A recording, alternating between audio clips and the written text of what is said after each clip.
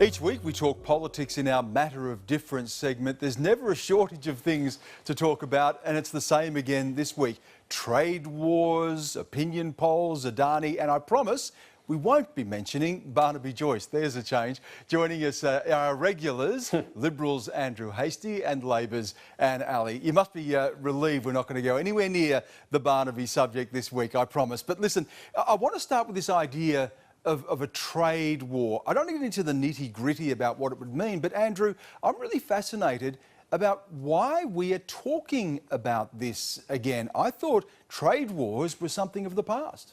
Well, that's right. With the fall of the Soviet Union in 1989, it seemed that Western democracy had triumphed. The liberalisation of the end markets of history, as they was said, going to spread throughout the world.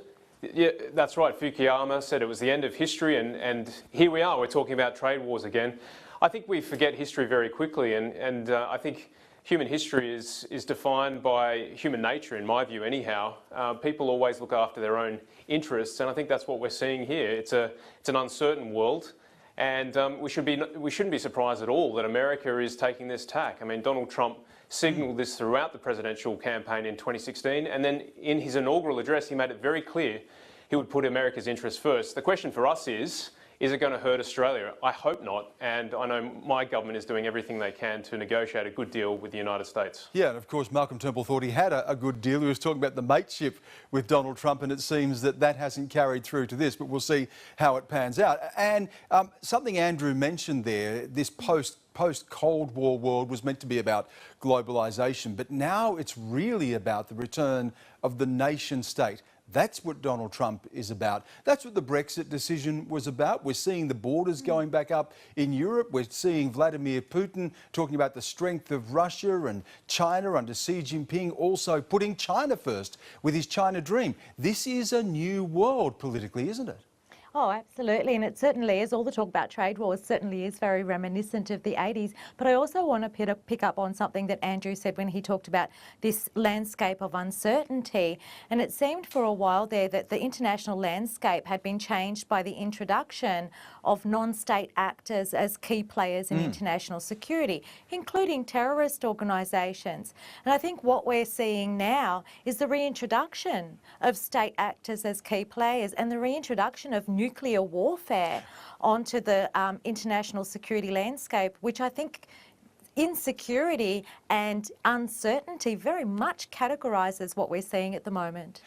That's what we've been discussing throughout our program, precisely that. If you look at our headlines over the past couple of weeks, we have the trade war, of course, the poisoning of a Russian spy in Britain, the talk of nuclear weapons, North Korea, a strongman, a Mao Zedong-style strongman back in charge in China. What we're seeing here security-wise, Andrew, is this return potentially of state-on-state, nation-on-nation conflict. That's right. I was in Canberra last year, Stan, and I bumped into Paul Dibb, and he said he was reading a book called The Proud Tower by Barbara Tuchman, which looks at the world before 1914, the world before the First World War began, and he said the parallels are very eerie. Nation-states flexing their muscles, a lot of uncertainty. A lot of the civilisations involved in that conflict were asking questions of themselves, and in many respects I tend to agree. So things have changed, technology has advanced, but certainly the same drivers of history are present today as they were then. And you touched on terrorism, and of course it wasn't that long ago we were talking about Islamic State, and it was being likened to the advance of the Third Reich by taking over the territory that it did in Iraq and Syria. Now we're not so much because of the talk of state-on-state conflict and the potential of nuclear war, but how real a threat does that remain? Look, I would be hesitant to say that we are returning to a kind of a Cold War period where the predominant actors in international security are states and where it is state-on-state conflict. I think we need to accept that the threat from non-state actors, including terrorist groups, will continue. we can't just look at terrorism as something that we can eliminate through military operations. The fact is that it does have a kind of a regenerative capacity. And amidst all of this trade wars and nuclear warfare and state on state, there is still the very real threat that Islamic State might emerge again out of the ashes of ISIS. Can I stay with you on that? Because some have already talked about a rapprochement between Islamic State and Al-Qaeda. Of course, Al-Qaeda being the hotbed, if you like, that these other groups grew out of. They had split apart, but potentially an alliance reforming again. Do you see that?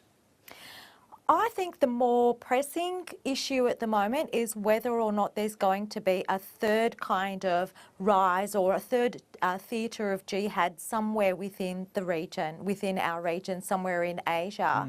And my concern is that regional issues, particularly the persecution of the Rohingya in Rakhine State in Burma, could be a kind of a mobiliser and a motivator for that, an ideological mobiliser and motivator for that. So I think that while we keep an eye on this kind of return to Cold War type international security, we must also keep an eye on the fact that these non-state actors are still very much a part of it. And Andrew, you served in Afghanistan, and that, of course, is a war without end. And we're still seeing there the talk potentially of the Taliban entering into a power-sharing agreement, discussions going on there, but also the potential for infiltration of Afghanistan by rival jihadi groups. That's right, Stan. I think they gravitate to wherever there are ungoverned spaces. And so Anne, a second ago, mentioned our region. Well, the southern Philippines is an area we need to watch very closely.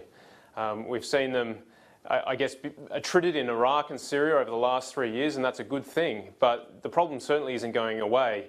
I've always looked at Islamic State and their affiliates as a global insurgency united by ideology on the web. And so they'll pop up wherever there is an ungoverned space around the globe. So we need to be watching, particularly the southern Philippines, very carefully. I want to bring it back to domestic. We've had another round of opinion polls, Andrew, this week. We're at 28 now, where the coalition is trailing Labor. 30, the magical number. We know that was the benchmark that the Prime Minister had set.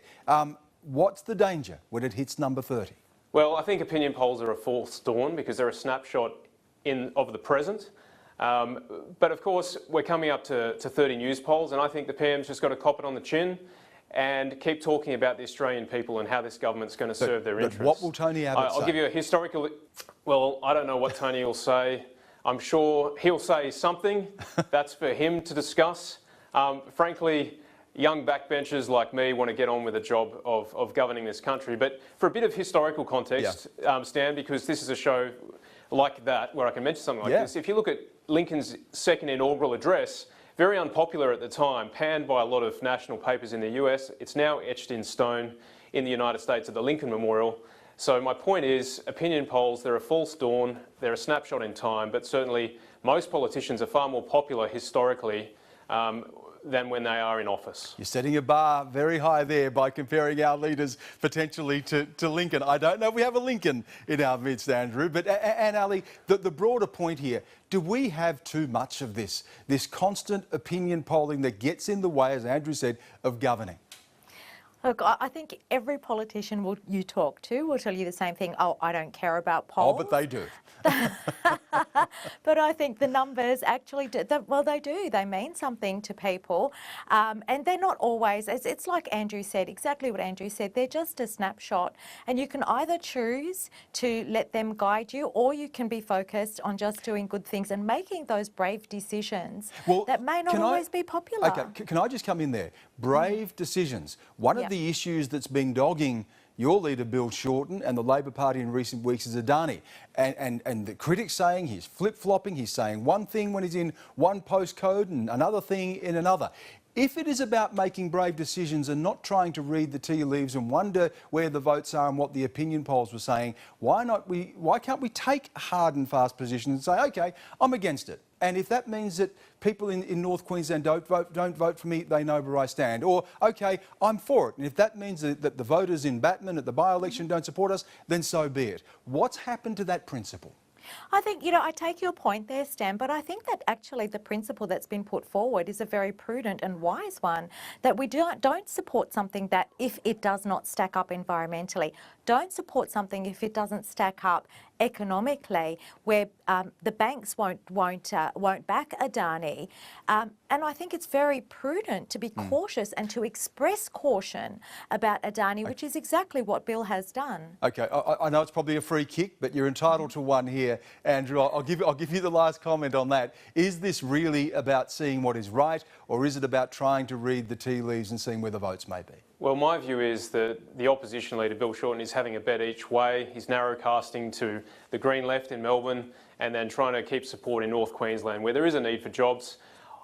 My view is politicians should just take a position, fight for it, and if you can't persuade people, well then that's tough luck. But better for people to know where you stand and have a bet both ways. Okay, well, you have to wear the 30 opinion polls, and you have to wear the Adani, so we finish at 1-1, which is not a bad result.